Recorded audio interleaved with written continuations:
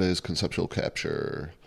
This is dealing with the question of the freedom for safety trade off problem. In common usage today, it is often the case, and hopefully I don't have to describe too far of what I'm talking about, but it is often the case that the government is trying to get the people to trade their freedoms for safety. And this is to capture my initial attempts at solution, utilizing the method of evidence and consistency base, and also to derive the answer, or at least tie it back into fundamental principles involving the establishment of knowledge in general, which I believe is highly important to apply to philosophy. I really want to hammer the point down as much as possible that the authoritative source of validity for philosophy is the same as all the other sciences, and in other words, all sciences have the same source of their validity, which is reality. And this is the attempt to solve a common problem with governments that should be referred to as the freedom for safety trade-off. Okay. So I took notes for this one. It's not totally impromptu. First note, method and establishment of truth for philosophy, morality, and society is the same method as for any other science. I covered that. The big reason why to do that, why should you accept reality as the authority source? Why not the popular opinion? Why not use fear as your validity source? Why not use God as your validity source? Why use this, reality and the laws of this reality or universe as your authority source?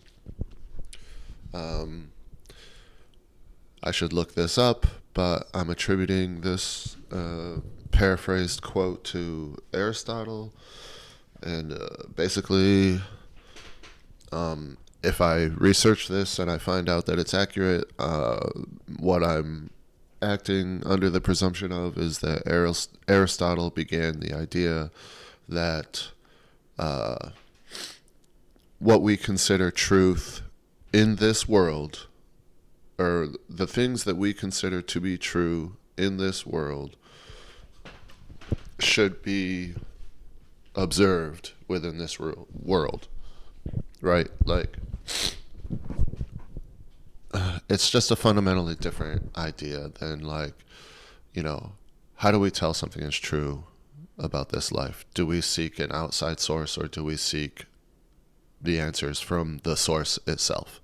Right? So this reality is the source of what happens around us and what we do. We are made of reality. Reality is all the stuff around us as well. And that is the source. That is the source of questions and the source of answers. That's the basic idea of that particular method of establishing validity. And the other ones mentioned would be like a fear-based one, or a popular opinion-based one, or a fear-based one. So, why is it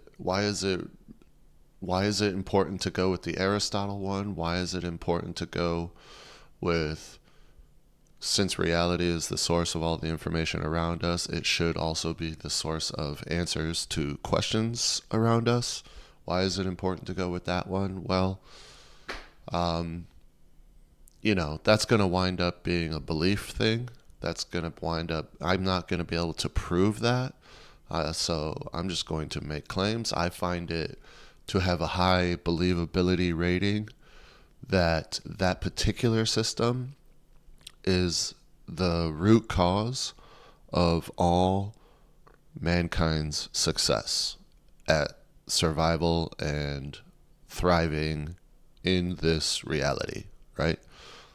That's what I'm concerned with. When you talk about, I want to make the world a better place, what is the world? This is the reality. When you talk about, you know, quote unquote, we live in the matrix or reality is an illusion, right? Okay, great, fine, whatever. You think that, that's great. But I am concerned with making the matrix better, or I am concerned with making the illusion better. If you want to think that way, then that's what I'm trying to do in my terms. If this reality is an illusion, then that illusion is the source of truths about that illusion. So it's sort of impervious to,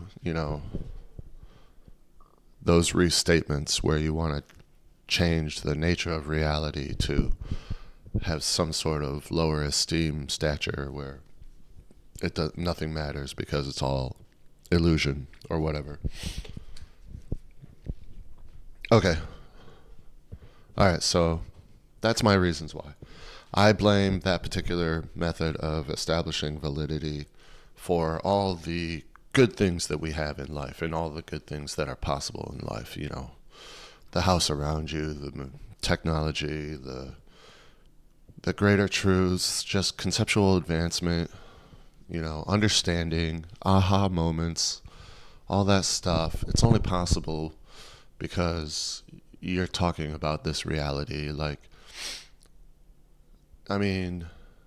People do talk about the religious form of validity and having something like aha moments in that they would say revelations. I personally don't find that convincing. I never had. Well, I was raised religious. It doesn't matter. Okay, so Aristotle, this reality, that's where the questions come from. That's where the answers should come from. Got it? All right, so that's that point. I don't know why I went down that road so long. I already knew from the beginning that it wasn't going to be a proof thing. It was going to be a belief thing. But there you go.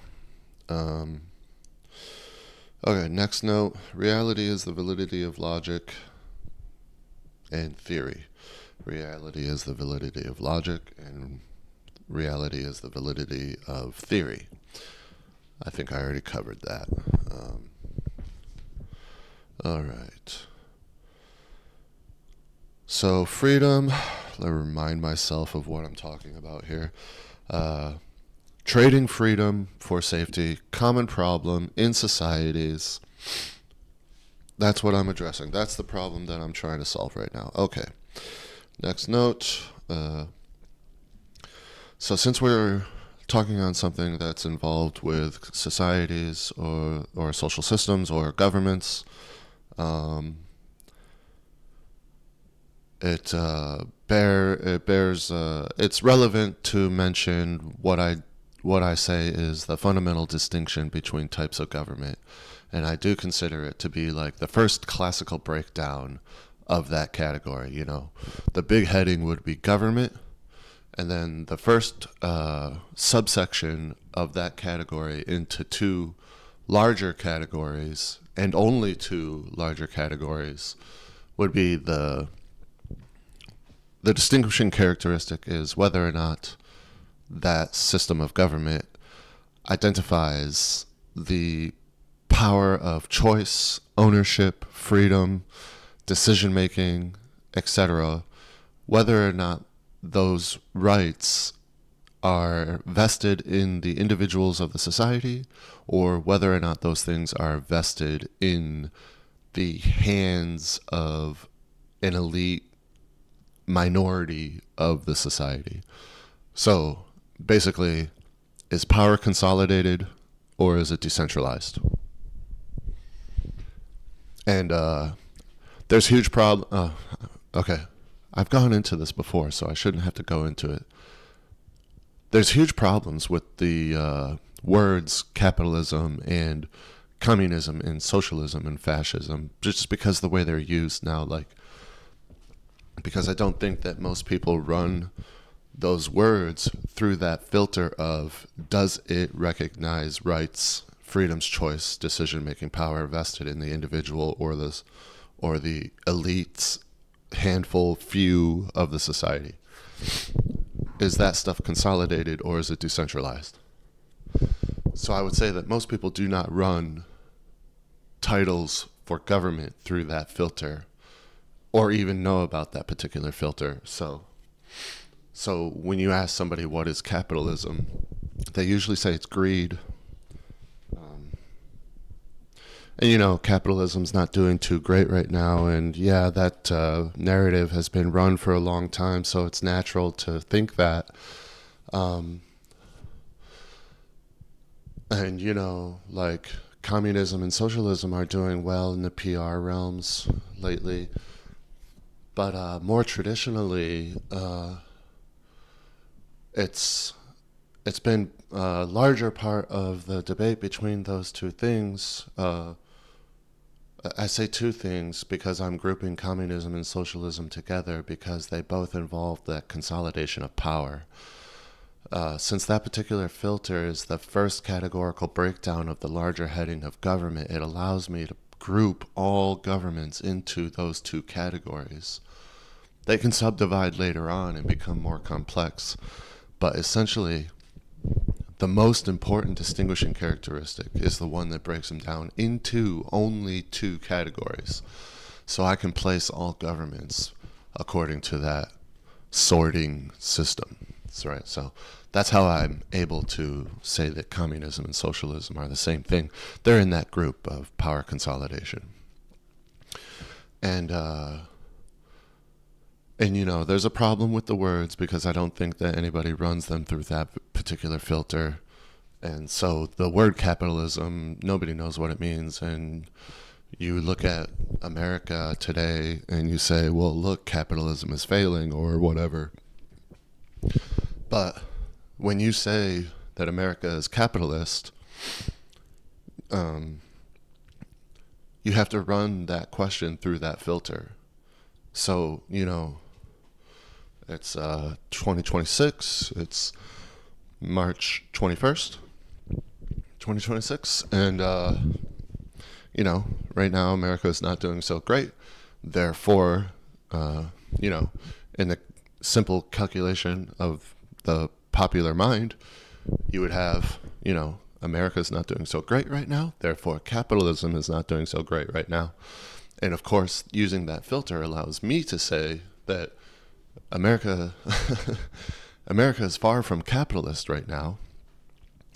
And, it's been making decisions that are in accordance with a different social system more and more and more for a long time. And I already gave the filter, and I think that's understandable. But the major thing to take away from the debate of capitalism versus like communism and socialism, classic debate, been going on for a long time. And not as much now, but more in the past and even the recent past. A common feature of that debate was the failure rating of communism and socialism, right? So when I ask myself, like, why do I really believe in capitalism versus why do I not believe in socialism and communism? And I'll admit that my bias going into that question was for capitalism. I had heard persuasive arguments for it before going into it. So transparency bias was for capitalism beforehand. But in order to explain the failure rating of communism and socialism, because I don't think that people in the debate, I don't think that people are convinced or swayed by the failure rating of communism and socialism, because I think that they just think that We can do it. There's a right way to do it, and somehow we can do it the right way. Right? So, okay, good. That's great. If that's possible. And then if you were thinking that, then of course the failure rating would be, a non-issue to you. So I went into it with my bias, and I came out with, all right, so I was transparent about my bias, so you can grain of salt my opinion on the subject. So I go into it trying to explain the failure rating because that's not convincing within the debate. So I'm trying to talk to myself honestly as well. And I'm asking, like, can you really find an actual reason why these social systems would fail? Like, can you explain why communism and socialism and that whole category of governments fail? Can you explain that? Can you actually do that? I imagine that this is more of an honest question than saying, look, they have a bad failure rating, therefore they're bad. Let's throw them out on that basis. I imagine that this is a higher standard of convincing or being believable. Okay, so in order to answer this question for myself, I basically relied on what I always want to rely on, and that's the important part, really. Underneath everything that's ever said, the most important part is to utilize that system that Aristotle was talking about. If my memory of what I've learned and stuff is correct, it was Aristotle's idea. But the idea is that we should extrapolate the truth from this reality. Right? We should deduce the truth from this reality. And the idea of doing that is already well established in all the other sciences except for philosophy. And that's the important part. It's not unheard of in philosophy. I have read about philosophical movements that had an interest in this, but and died out for whatever reason. But my research didn't go that far. But yeah.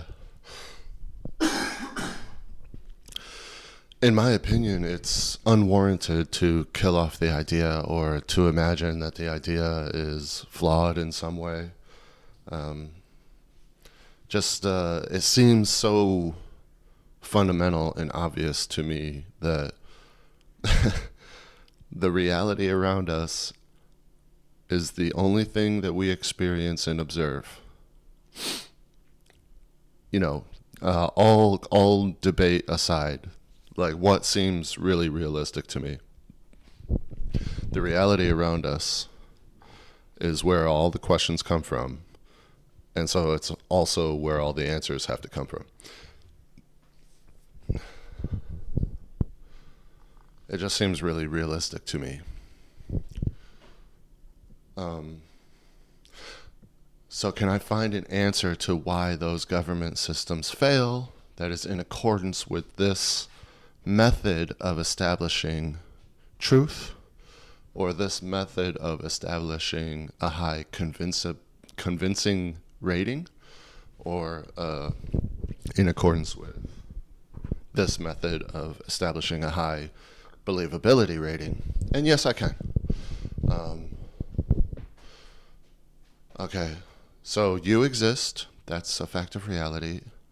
And in order to maintain your existence, in order to survive and thrive, in order to live, requirements of life, food, water, clothing, shelter, all that stuff, that's ongoing list that we always add to because we always learn more.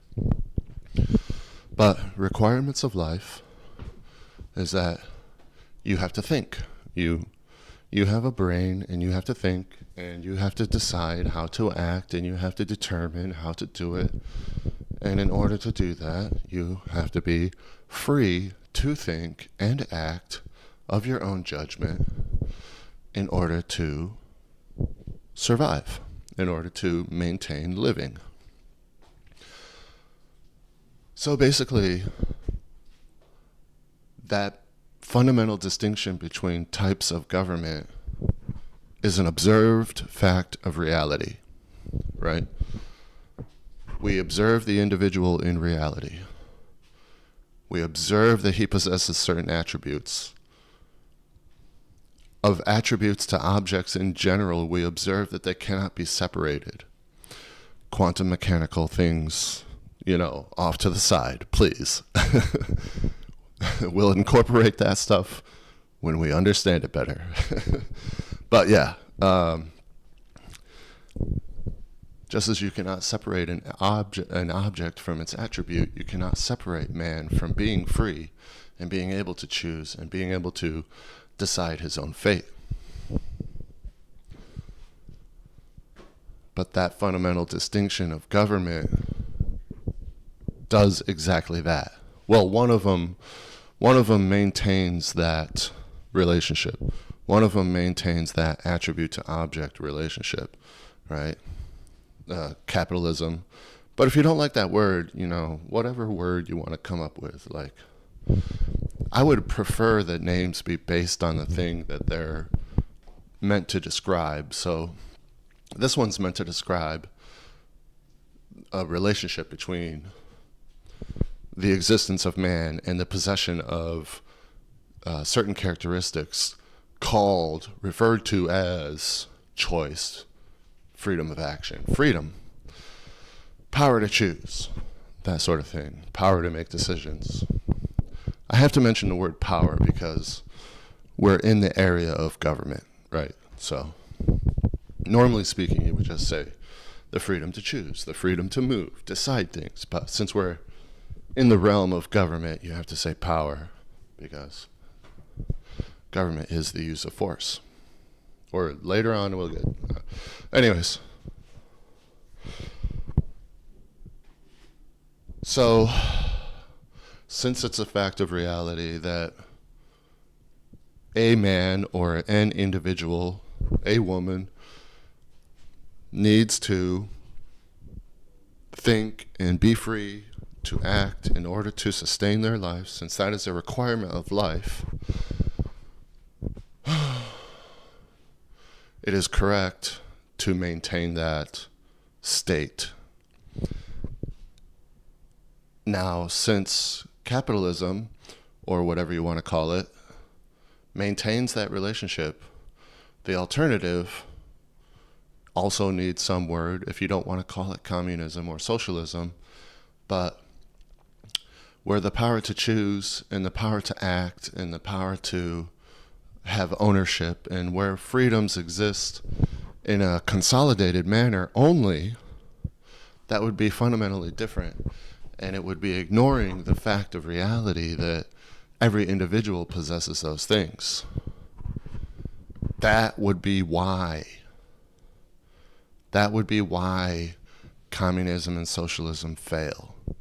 Because they're ignoring a fact of reality.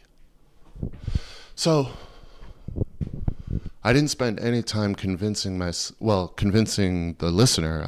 I have spent time convincing myself. So if you're listening to this, I haven't spent any time trying to convince you that ignoring a fact of reality will cause self-destruction and or degradation in survival. I haven't spent any time convincing you of that. But think about the requirements of life, Let's be overly simplistic here.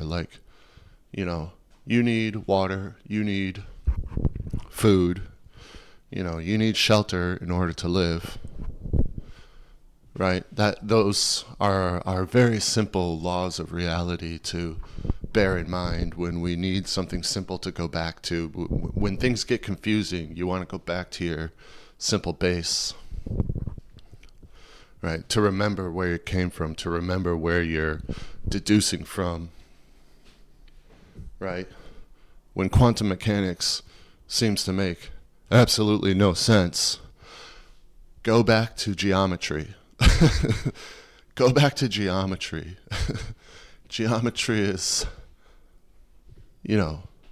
geometry will remind you that there are true statements. Anywho,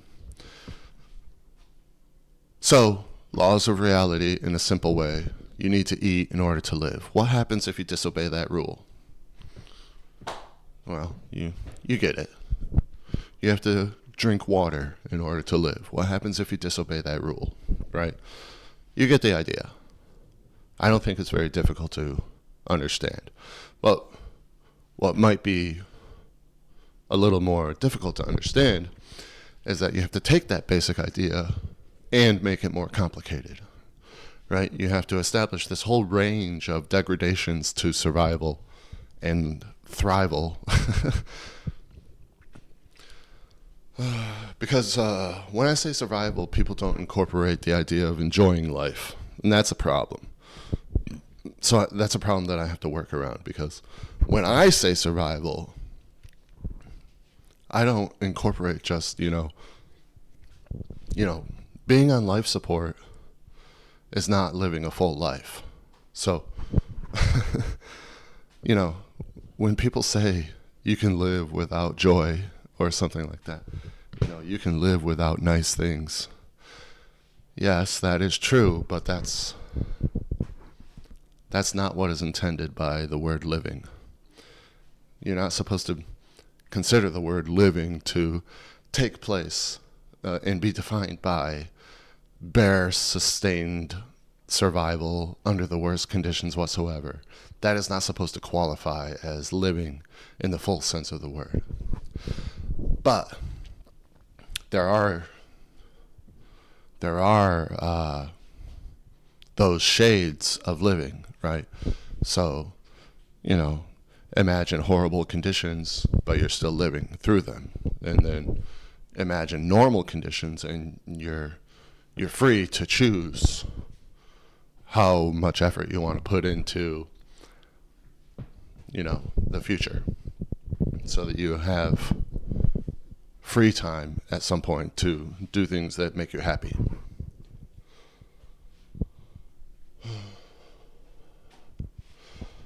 So, survival. What was I talking about? Where's my notes? Most convincing explanation of why socialism fails, why communism fails. They don't recognize the fundamental nature of man. They ignore that. Oh, that's what I was talking about. I was trying to be convincing about the fact that if you ignore a law of reality, well, that's going to cause self-destruction. That's going to cause you to fail. If it is your intention to succeed and you ignore laws of reality, then you will fail. If you're just an unhappy person and you don't want to live anymore, then see, fail and success are relative to the goal that you're trying to achieve, right? So that's to get around. That's a complex question that I have to get around in some situations. That's why I mention it, but I'm going to stop. I get distracted too easy. Okay. So, one more time. If you disobey a law of reality, it causes some sort of degradation to survival. And then concentrate on making that idea more nuanced, right? So you're not always life and death, right? Sometimes disobeying a law of reality only causes a stub toe. I'm not talking about coincidentally timed events. I'm not talking about luck. I'm not talking about faith. I'm not talking about, vibes. I'm not talking about karma. I'm not talking about that. I'm talking about if you if you buy, ice cream today, not only are you out that money, but you're also up those calories. I'm talking about that. That's what I'm talking about. And I'm talking about more subtle degradations to survival than just life or death all the time. That's not what I'm talking about. Degrees. Okay. So that's the idea. If you disobey a law of reality, it causes some degradation towards survivability. And then we imagined that idea could grow into more, so we can move on. Next note. Communism, socialism as an example of power, freedom, choice, consolidated social system. For example, they remove freedom and choice from the individual, i.e., they violate natural law. I covered that. Okay. So that's how I convinced myself that I was correct about socialism and communism. And I was already transparent about my bias. So if you want to call that confirmation bias, then so be it.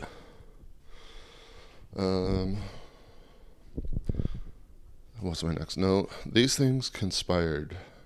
These things considered, it sets the bias of a social system whose foundation is the only alternative one of decentralized power, freedom, choice, ownership. Okay, so that's important. Since we're talking about the problem of trading freedoms for safety, and that's related to a conversation that is related to a debate about the nature of government, when the government makes a decision to trade people's freedoms for safety,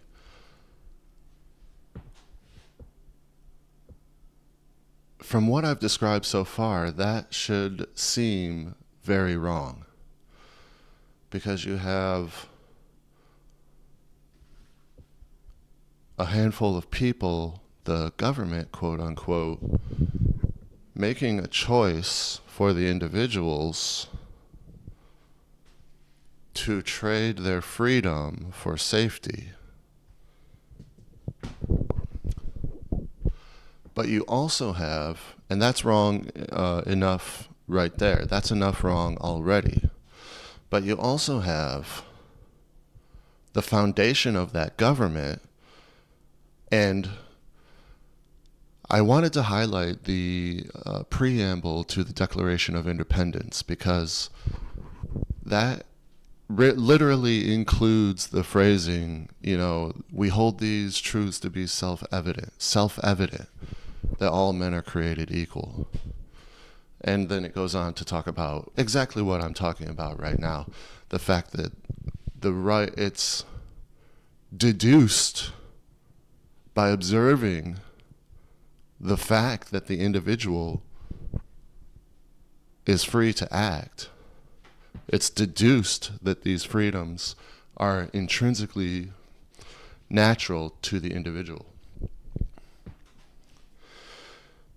And I don't want to get distracted and go down this road too far, but that is also the foundational statement of morality, which I have a whole thing about like philosophy pre and post morality, before and after the introduction of morality.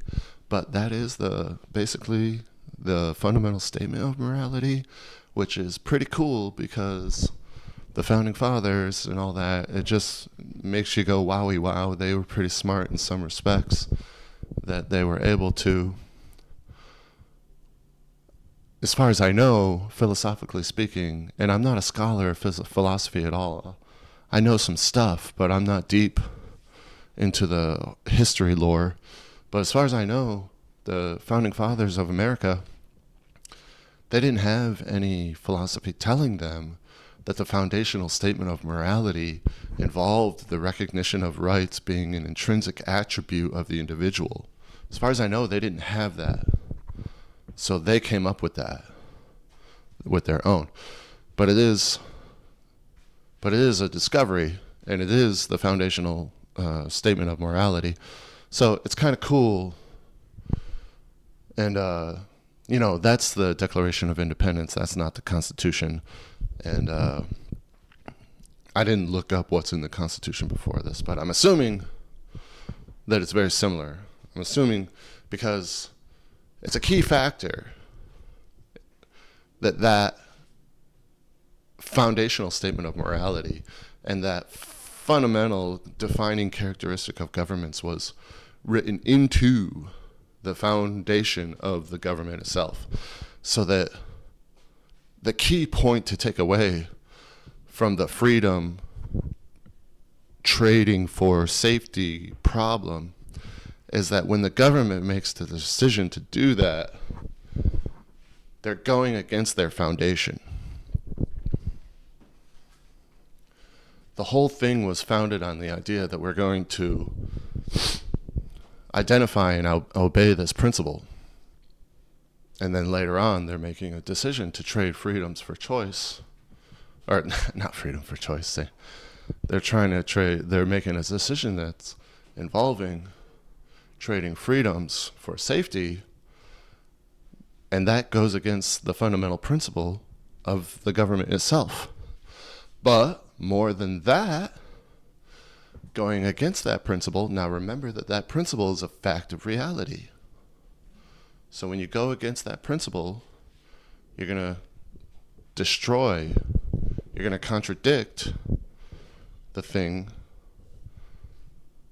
that is making those decisions. So we're not just talking about one individual. Like, it's debated, but to speak simply about it, an individual on their own can't infringe upon their own rights. In order to be able to infringe upon somebody else's rights, and here now we're talking about the basis of law. It's a very important fact to get. But when you're talking about a society, you're talking about relationships between individuals. And that's the only time that you can have, being overly simple, putting all debates aside, and it is possible to debate. But putting all that aside, for the most part, to be easy about it, an individual cannot infringe upon their own rights. The only time that that's available is when there's a relationship between two or more individuals. So you are definitely talking about a society. But the law doesn't change. The law of nature, the law of realities, they don't change, or at least the effort is to discover the form of what we call, quote unquote, the laws of reality. The effort is to find those laws of reality that do not change, if you want to define value within physical sciences. So,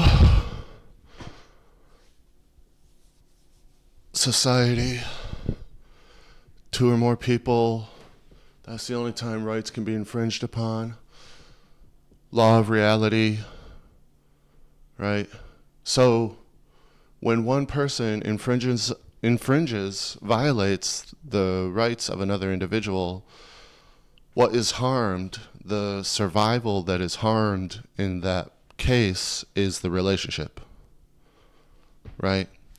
The relationship is the thing whose survival is degraded for violating that law of reality. And that should make sense because you're talking about a relationship between people, and you're talking about laws of reality that define morality, and you're talking about laws of reality. You're always trying to deduce from the quote-unquote laws of reality, or by observing reality, you're always trying to deduce the laws that govern a particular thing, in this case, a society. So what laws of reality define or govern the way a social system, a relationship between two or more people should work? And basically, if you don't respect everybody's rights, the relationship suffers. A long-winded way to get to a simple statement. So, the government is making choices that are not in accordance with, number one, their foundational statement.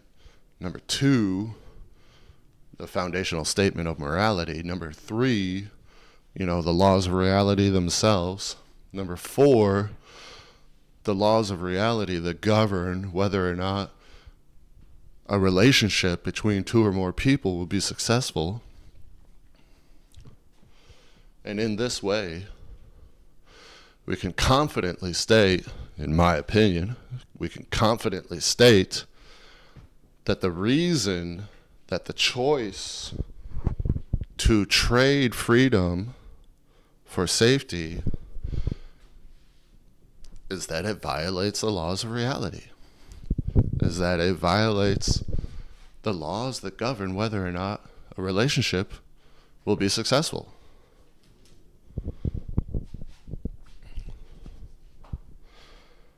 All right, next note. These things considered, it sets the bias of a social system. I said bias on purpose in that note because I know that I'm about to talk about the exception to the rule. Sets the bias of a social system whose foundation is the only alternative one of decentralized power, freedom, choice, ownership. I'm just going to mention one more time that the alternative social system to the one that recognizes that rights and freedoms are an intrinsic attribute possessed by the object called man. The alternative is where those attributes are only owned by an entity called government that is only composed of a minority of individuals within the society. So the alternative where power is consolidated and the reason they fail, remember I went over all that. The only thing more to mention now, I don't think there's anything more to mention about that. Oh, there is no freedom. That's what's to mention.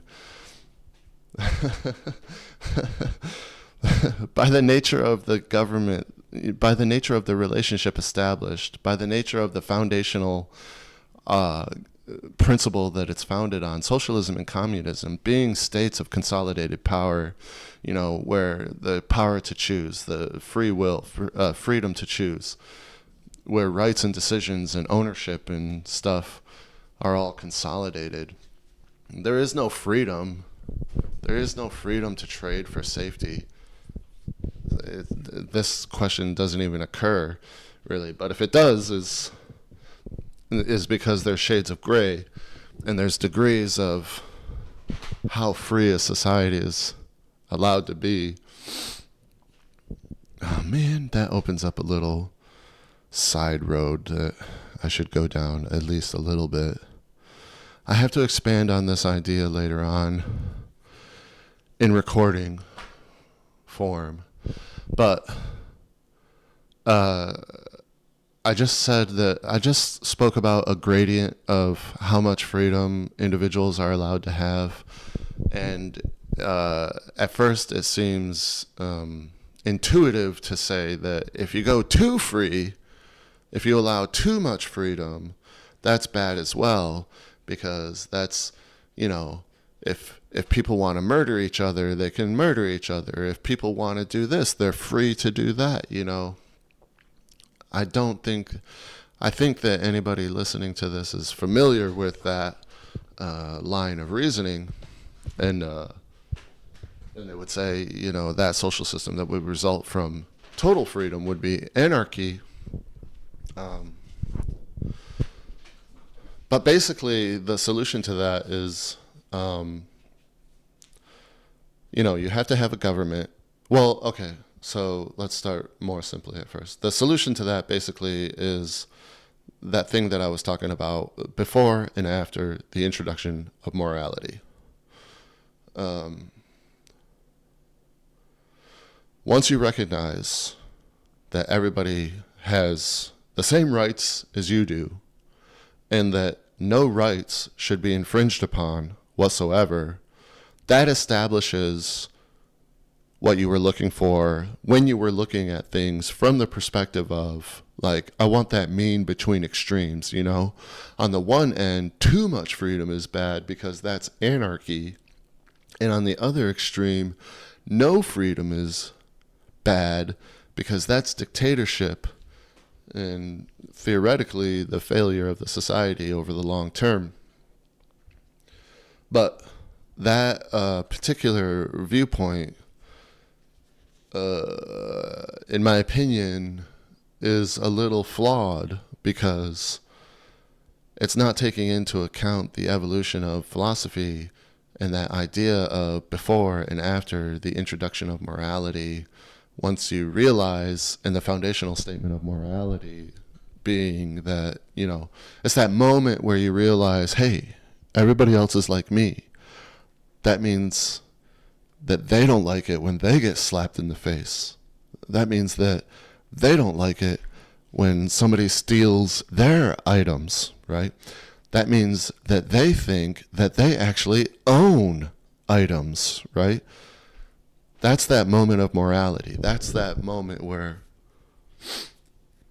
I like that little part because it seemed to get away from the academic of it all, and it seemed to bring it down to earth for real. That's that moment where morality gets introduced into philosophy. Before such a moment, you're just like a child, I can do anything I want to, and I will do anything I want to, and the only thing that can stop me is, well, that's the basis of right and wrong. If I want to do something and I'm able to do it, then I guess I was right. And if I want to do something and I wasn't able to do it, well, then I guess I'm wrong. There's a lot to say about that form of philosophy and that state of philosophy, but I just say, I don't have time to go down that rabbit hole right now. I just say that that's before, for any good and bad within it, that if philosophy exists before the introduction of morality, before this moment where you realize, hey, everybody else is like me. They don't, and I think that's where the golden rule applies. Anyways, coming back from the edge of the distraction, the reason that you don't say too much freedom is bad because that's anarchy is because you took it upon yourself. Like imagine you don't exist by yourself. It's not just you and a blank slate around you. It's you, and you exist in a place, and there's people around you, and there's buildings around you, and there's nature around you and stuff. But there's nothing stopping you from deciding however you want to decide. The only reason that you decide, it dawns on you one time, it dawns on you at some point to realize that everybody else is like you in that they have things they like and things that they don't like to happen to themselves. That dawns on you as an obvious fact at some point. And then whether or not you choose to allow that fact to affect your decisions and behaviors, that's an important moment. That's an important moment. More academically speaking, we would say that's when morality is introduced into the individual. But that is also, once you've incorporated that idea, your way of being in life, and whether or not you'll be a successful survivor, whether or not you'll have a longer life or a happier life, or whether or not you'll have, a better life, by whatever standard you want to say, whether or not you'll be more successful hinges upon you incorporating that fact. So it's not to say, too much freedom is a bad thing because that's anarchy. What you would want to say is that in order to achieve the best, you've already incorporated this idea of morality in order to achieve the best, the most freedom, right? Because remember, again, we're talking about natural law. And sure, at some point it dawned on you that everybody else is like you and they have things that they like and don't like. It dawned on you that that was true at some point. But it was true before it dawned on you that it was true. And it was true by the facts of reality. Whether or not you ever get to that point where you understand that point, that's on the individual. But it was true before you realized it was true. And the fact that it was true before you realized it was true means that it was true by reality's law. So since you want to be in accordance with reality's law is telling you to be this free. So if you're imagining that, total freedom is anarchy, then the sense in which you're using the words total freedom, that would also lead to your self-destruction because it involves violating the laws of reality. You see? So in order to be in accordance with the laws of reality,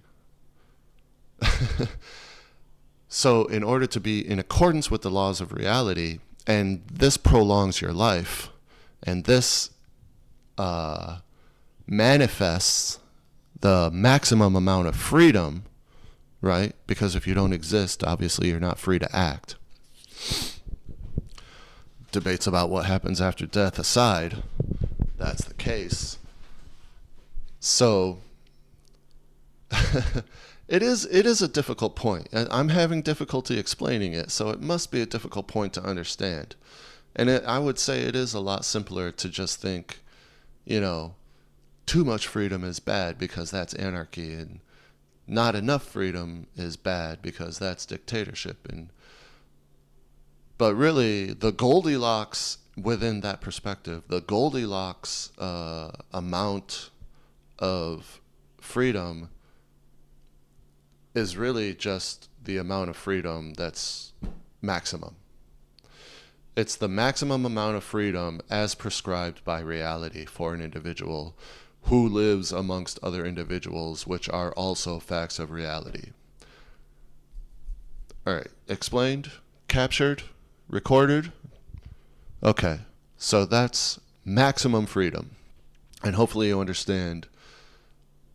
Hopefully it's understood. Hopefully I explained myself well enough where I drew the distinction between looking at it too simply and saying that total freedom is anarchy. Well, no, total freedom is actually, okay. The listener can judge my bias however they want to, but I'm going to make the statement, total freedom is capitalism. And even coming out of my mouth, that feels a little wrong to say because I'm not immune to, the way PR representatives have spun the words that we use for social system styles, I'm not immune to thinking that capitalism is a little gross because of the way it's been presented to me. I'm not immune to that. And that's why I'm so amenable to changing the word if that's what needs to happen. Because the words we use for these governments have nothing to do with the distinguishing characteristic of whether or not rights are vested in the individual. But anyways, all right, I think I made that clear. Moving on. Choice ownership. It should effectively be illegal by the nature of the social system itself for this government to make a decision to trade freedom for safety. Right. To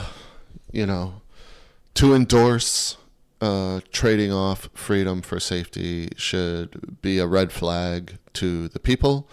It should be, if the power of the nature of the government was such that it could seal a mouth shut, you would not be able to say the words, we should trade freedom X for safety Y. You would literally not be able to get those words out of your mouth if the foundational nature of the social system itself was allowed to shut your mouth, right? Whenever you were going to violate the foundational nature of the government itself, you would not be able to form those words, right? If that was a thing, you would not be able to trade freedom for safety. Which is to say that whenever the decision is made, whether it's done by a majority vote because the people allowed it, or it's because the, you know, the lobbyists, the money was behind coloring the decision a certain way and it was allowed to happen, but it wasn't recognized as such as a freedom for safety choice, whatever. However it happened. But whenever it happens, it's against the foundation of the objective. The objective is to have a happy, free society, and you made a choice to get rid of some freedom. We're trying to solve that problem because I think it's pretty obvious that it's a problem. I think it's pretty obvious that it's used prevalently and it's not good. I mean, when you're faced with the choice, you can choose freedom or safety. When you're faced with the choice, usually safety first, right? But you got to move in life, just in your daily life. Like when you want to achieve something of any degree, when you want to eat a hamburger, you cook it, because you cook it you think about safety before you do things. Or, when you have to make a choice between safety and being able to do something, you usually observe safety. Well, I mean, some people don't. But anyways, it's a factor. And it's often the most important factor. And that's natural. That's good. That's part of the confusion. Because we're dealing with questions that are above the universal right now, right? There's very few statements that are universally true, which implies and necessarily means that most statements only have a domain of truth, or to speak more accurately to the mathematicians, they only have a range of truth. And that also necessarily means that there is area outside of that range where that statement does not apply, where that statement is invalid, where that statement is false, where the exception, right? The exceptions to rules help you understand where that rule is true and where it's not. The exceptions to rules help define the boundaries of a statement, right? They don't destroy the statement. That's a whole separate topic in and of itself. So I'm going to stop myself right there. That's a very important point. Context drop. But anyways, what was my last note? Socialism. These things considered, it sets the bias. Okay. All right. Let's get into the exception of the rule, the freedom for safety thing. In your natural daily course of life, when you have to make a decision between doing thing X and safety, you will often put safety before accomplishing goal X, right? That's a common thing. That's a necessary part of survival. That's the quote unquote exception to the rule. That's the oh, but. That's the counter argument that if it was a debate situation, the other side would be, what if this scenario where it was clear that safety should be first and, you would choose safety over being able to act, I'm not saying that that's an impossible scenario to draw. It is definitely part of the whole picture, and the whole picture is what I'm going for. So, to overly simply state the whole picture, basically imagine yourself being wrapped up in a big bed mattress and just sitting in your house perfectly still, because you're being so safe that you can't move, right? And that's not going to help you survive either, right? You got to eat, you got to move, you got to do things in order to live. So I don't prefer saying that there's a trade-off, but maybe that's a good way to speak. If that speaks to you, then that is what I'm talking about.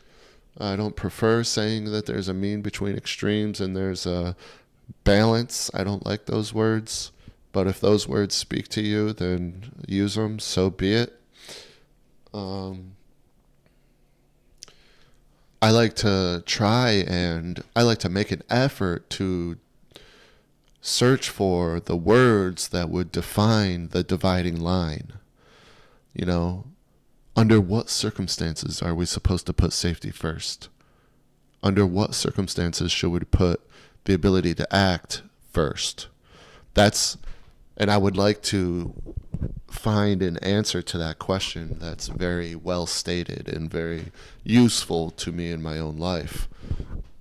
And then beyond being useful to me in my own life, if it was also, to such a degree of accuracy and or convincibility, believability, or truth, if it was also to such a degree of accuracy that it was worth it, it would also be nice if it was publishable. Like, here's the definitive word on this particular question, and it's peer reviewed to be so. That's awesome. That would be great. What was I talking about? It should effectively be illegal by the Oh, right. So okay. So imagine that you want to say that when the government makes the choice to trade freedom for safety, that's wrong. That's against the nature of the thing itself. That's against the nature of the government itself. So imagine that you want to make that illegal, right? That's all fine and good. You want to make it illegal to trade freedom for safety as a policy decision-making ability of the government. You want to bar the government from being able to make that choice, right? That's fine and good. Now let's look at the exception. Okay? Let's look at the whole complication, if you want to, I don't think this is the only weakness of any social system. This is not the only weakness of it. But the exception to the rule, the little oh yeah but that comes into play so often, is executive power. Or, since that's not a good enough descriptor, emergency powers. Right? Those situations where it is warranted and true and for the survivability of the social system to put safety first, put safety before you act. It is correct to do that sometimes. Remember, most statements are true in a particular range. That means there's a range where they're not. That means, classically speaking, where it's all, some, or none, sometimes it's correct to put the ability to act before safety. Sometimes it is correct to put safety before the ability to act. Sometimes it is appropriate for the government to use emergency powers or to use executive powers to act in accordance or in such a way that it would temporarily, or, we're not looking at the word temporarily right now, where it would infringe upon the freedoms of the people. Sometimes it is appropriate for the government to make the choice to trade freedom for safety. And the whole reason I set it up I set it up so that being illegal to trade freedom for safety is the bias of the government. right? Anytime it comes to make a decision, you have to count on the bias, right? We all come into debates, we all come into conversations about anything with our own personal bias. And oftentimes that can be bad, but it's still a fact. Like, we come to situations with our own bias. And if you're transparent about that, it's something that you deal with and you acknowledge and you recognize and you work within the fact that it is there. And, you let people know. Like, I'm letting you know, like, my bias is for capitalism. So everything I say that just so happens, quote unquote, to be pro-capitalist, you know why. That's my bias. But that doesn't take away from the fact that I can still be convincing. That doesn't take away from the fact that you could be sitting there being pro-communist, and you could think that some of the points I bring up are accurate, worth considering, worth incorporating into your own system. I don't know how you're working communism to be accurate to what principle of reality, or even if you're acting in accordance with the principle that we should be accurate to the laws of reality or not. I'm assuming you should, because if you want to be convincing to most people, you're going to. But if you want to do that with communism, and you want to, and it should make sense. Like, if I'm sitting here being pro-capitalist and I'm saying that it should be illegal for the government to trade freedoms for safety by the very nature of the government itself, and then I'm also saying that it's appropriate sometimes to exercise executive powers or emergency powers, right? The contrary should be true. Like, let's imagine that it's not so difficult to understand, and that communism is, like, quote unquote, the exact opposite of capitalism, so that in any given situation they would be using the opposite line of reasoning that capitalism would. So now you're sitting there thinking about how to consistently form communism, and you're coming across the question of whether or not people should be free or whether or not they should be safe. However it happened, just suppose that you came across this question. You should still arrive at the same solution. You should still arrive at a couple of the same facts, that sometimes it is necessary to put the ability to act above the need for safety. And vice versa. Sometimes it is appropriate to put safety above the need to be able to act, or above freedom. Those facts should be available to both of us and incorporated by both of us. We should both be adjusting the dial of those two things. You see what I'm saying? Both of those things are within each of our systems. That's a part that we can agree on, I hope. But the volume of the bias, right? Since I'm saying that in capitalism, the bias should be to never put safety above freedom, right? If I'm saying that, then obviously, over simply considering that communism or socialism is the opposite choice, then you should always put, safety above freedom. Whatever, you're still dealing with the ideas of safety versus freedom. I guess we could imagine, like, a sort of, like, sarcastic, like, perfectly ideal world. It's a caricature of the communist socialist mindset, where not only does freedom not exist, but it exists. It's so non-existent that it can't even occur to the mind trying to conceive of the social system, right? So what is freedom? I have no idea. It never even occurs to me. There is no freedom. I could be that way, but I'm not being that way. I hope you see that. I would like to agree to things. I think that's the only thing we should talk about, is points that we can agree on. just to get them out in the open. Like, how many points can we actually agree on? That, anyways. All right, so that's the bias of the social system. And the exception is the emergency powers, and it's appropriate sometimes. Really simple argument to understand that it's appropriate sometimes. Do I have a simple argument for this? Let me read my notes real quick. So this is the solution.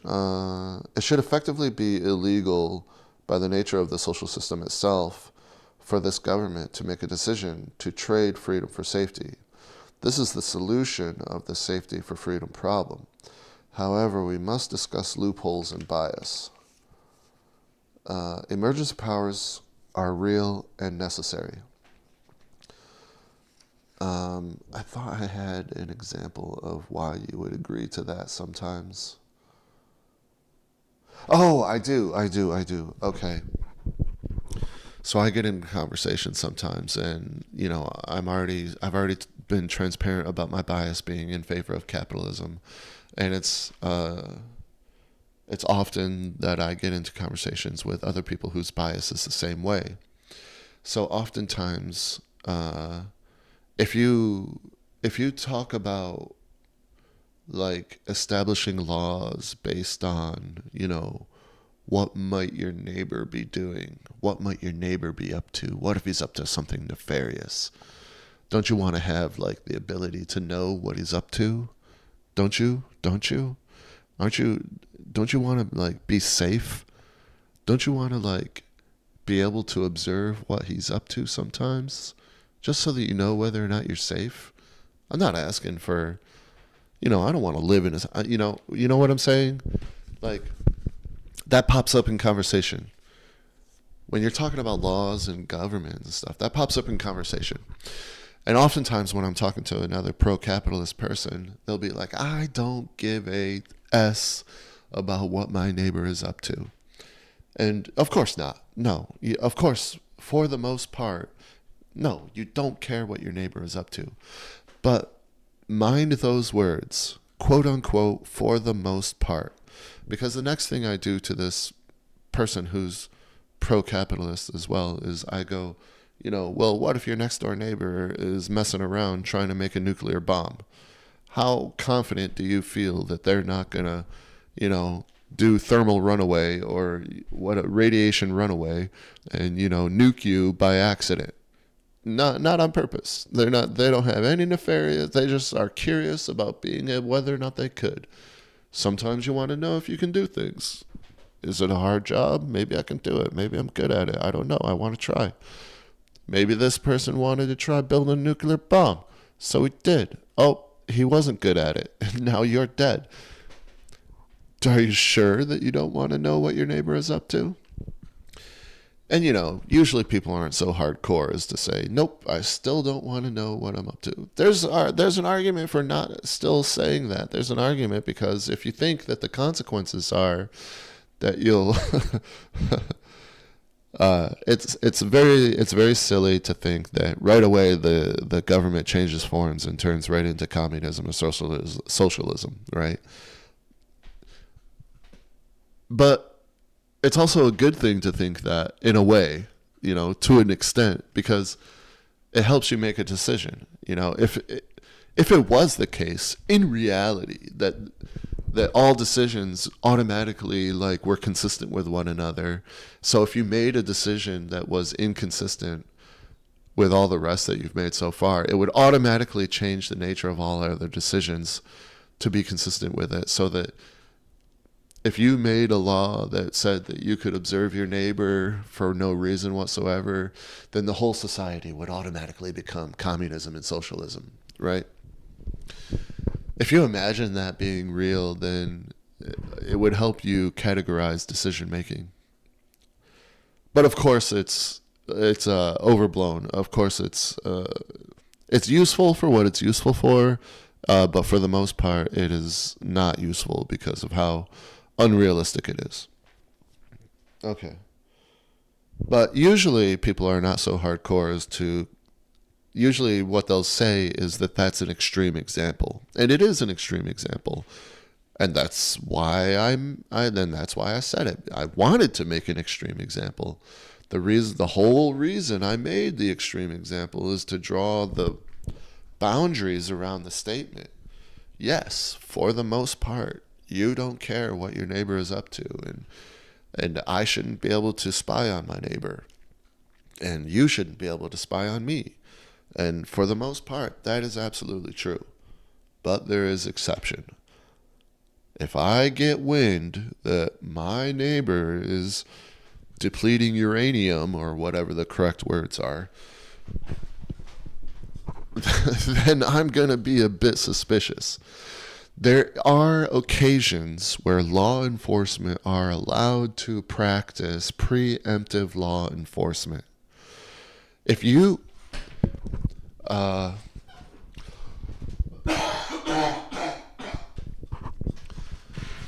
if you know that somebody's about to even simpler, you're taking a walk, right? You're walking down the road. You see a car. The car is coming at you. You know whether or not it's going to hit you, and you know that it's going to hit you. Are you allowed to take preemptive action before the car is guilty of hitting you? Are you allowed to get out of the way? That's preemptive action. And yes, you do it all the time. And yes, it's a requirement of living. So it is a factor. It is a legitimate, and even calling it an exception is a bit illegitimate, because there's no exceptions to natural law. But anyways, it is a legitimate exception to the rule to take preemptive action sometimes, and for law enforcement to do that as well, right? So if you know that person X is going to kill person Y, you're allowed to stop that from happening. And I don't think that anybody would disagree with that statement. So in the overly simple case, and that's the purpose of the overly simple too, is to go to a place where agreement can be reached. That's the purpose of using the extremes. The really, really, really, really simple cases are usually more agreeable to more people. So you go to those extremes for that reason. And then the more extreme ramifications of an idea, you go to those extremes in order to discover or help define or agree to the fact that there are limitations on the statement, right? So if law enforcement knows that person X is going to kill person Y, let's agree that they can stop that from happening. Let's agree that they can take preemptive action in that case. Perfectly legitimate. Let's say that that's in accordance with the law of reality. Okay, so now we agree that on rare occasions, and that's the important part, now we agree that on rare occasions it is appropriate for law enforcement to take preemptive action. On rare occasions, it is correct for the government to trade freedoms for safety. And that's the key part of it, on rare occasions, right? We've already talked about the bias being set in favor of freedom, right? That means, like, these aren't just words, these aren't just ideas, these are things that are going to affect our decision making in the future. So that means that every time decisions come through the pipeline to make, we're going to be making them consistently in accordance with the principles that we've decided are correct. We've decided are correct based on the fact that, to our best ability to know, they are derived from the laws of reality. So assuming that we've been successful in that effort, we just skip to the part where we say our laws are derived from the laws of reality, because that's the authority source. Okay, so the law is taking preemptive action, and therefore the government is trading freedoms for safety, right? So it's a huge topic of conversation today about government surveillance And, the United States government performs a lot of surveillance on its people, and it's basically like a background noise. It's basically like a default state at this point. Like it just observes its people on a regular basis, like for no reason. That's just its natural state of being right now. That's not supposed to be its natural state of being by the principles of the Union, but that is the case. So surveillance of the people is a huge topic right now, and for good reason. If we've been correct about what we're saying, the laws of reality are now, it's natural to say that when a lot of unnecessary surveillance of the people takes place, that should be a topic of conversation. Hey, I think we're defying the laws of reality over here. Somebody look at this. Makes sense. But it is correct for the government to surveil people one time, and the whole apparatus in place is set up to protect the bias. The whole apparatus. So, what does protecting the bias mean? Protecting the bias that freedom should come first means implies that has as consequences the fact that violations of that fact should be rare and far in between. Anyways, it should be those instances where it's correct to preemptively exercise the force of law, where it's okay to surveil your people. Those instances are supposed to be very specific, like down to the individual. You're not supposed to just surveil your people as a natural default nature of the government, because that's against the nature of the thing. When you go against the nature of the government, it has to be for good reason. And the standards of justification for abridging or abbreviating the rights of freedom or the existence of freedom is supposed to be rare and far between. Again, by the nature of the laws of reality, right? So when law enforcement wants to surveil someone, they want to surveil a specific individual. They don't want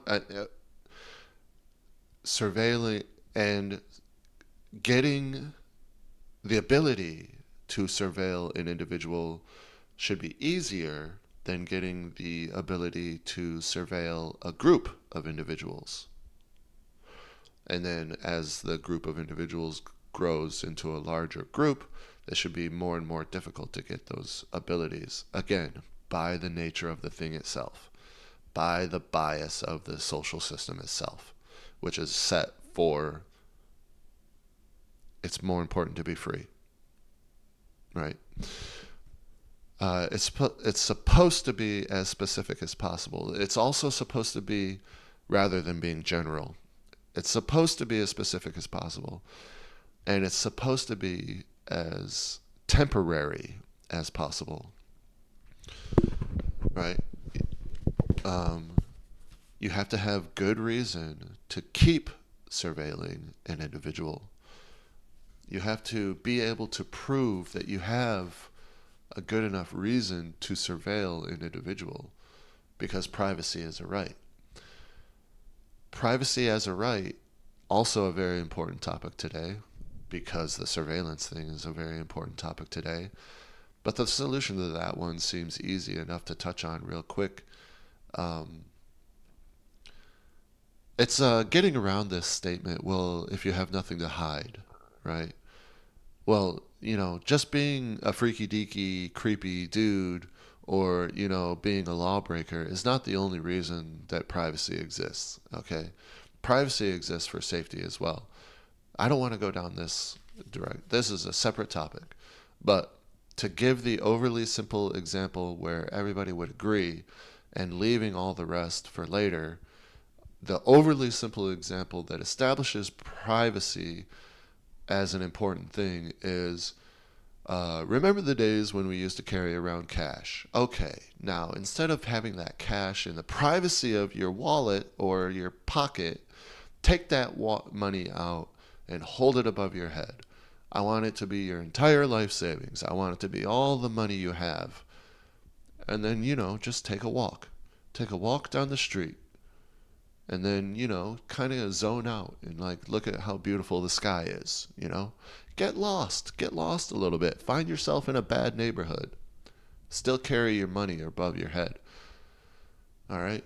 You have no obligation to reveal to other people how much money you have. And that is not safe for you to do. It is not safe for you to be open and honest with everybody about how much money you have on your person right now as you speak and how vulnerable you are to theft. It is not safe or good for your survival by the laws of reality for you to do that.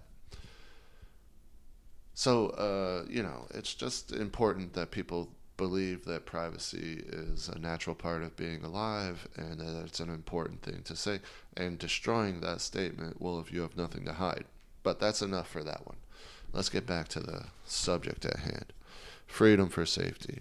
And the exceptions are executive powers and emergency powers, and they're supposed to be very specific and they're supposed to be very temporary in duration. As important as freedom is precisely as much importance as you place on not abridging the ability to be free, right? So as important as freedom is, and it's an intrinsic attribute of the individual, right? And if we violate the laws of reality, we die, right? So as important as it is to be free, that's as important as it is to avoid situations where freedom is abridged.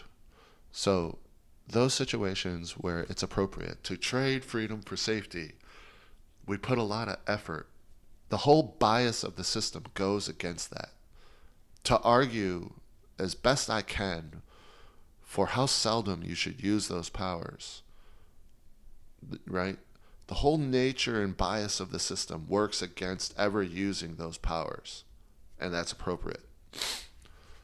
And that's the proper bias of the society, is to be against using those powers unless absolutely necessary. That's written in the code. That's the matrix code. That's the nature of the illusion if you want to think that reality is an illusion. But that's the way it is. And we're interested in improving the illusion and improving the matrix that we live in. All right, so that's the solution to the whole thing, and I've taken into account the exception. And that's how important it is to make or to utilize those powers as sparingly as possible. Da, da, da, da, da.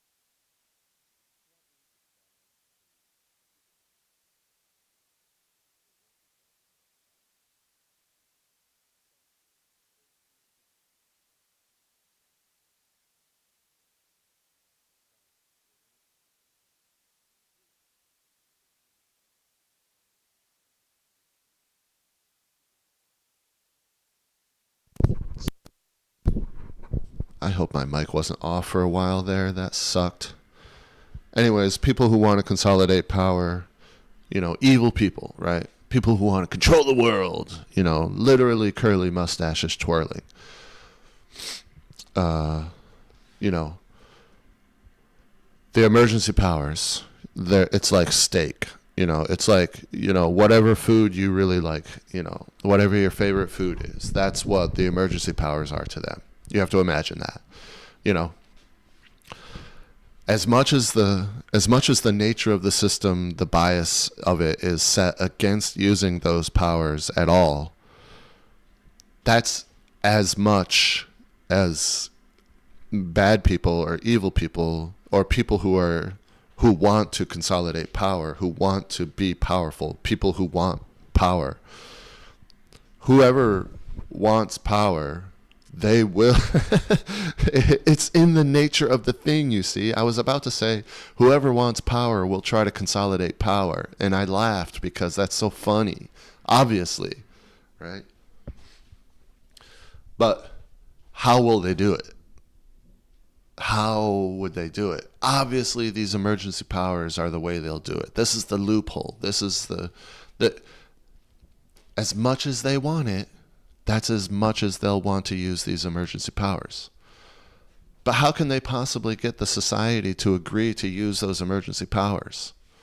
Well, what are they called? By the nature of the thing. The whole thing we've been talking about the whole time. By the nature of the thing.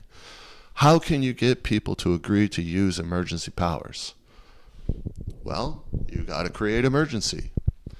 Another huge topic of this current day and age is how the media is so scary. All the news outlets, they just, if it bleeds, it leads. Okay, that's enough proof right there. All right? I'm not trying to offend media people. I'm just saying, doesn't there seem to be an effort to create fear and chaos today? March 21st, 2026. Doesn't there seem to be an effort being made to create fear and chaos, emergency, and to consolidate, utilizing the mechanism of emergency powers? Doesn't that seem to be existent today? Am I talking nonsense? Anywho,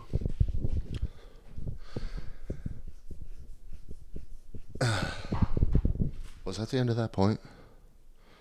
The exact degree of value placed on creating emergency to one with such a goal is exactly how trepidatious you must be to exercise those powers. Right. Another thing to consider besides all this, being in accordance with the nature of the thing itself and being in accordance with the nature of reality itself. All that peace and harmony stuff is great. Another aspect of this whole thing is consider how bad evil wants it. Consider how bad evil wants it. How bad does evil want you to exercise those emergency powers? You know what I'm saying?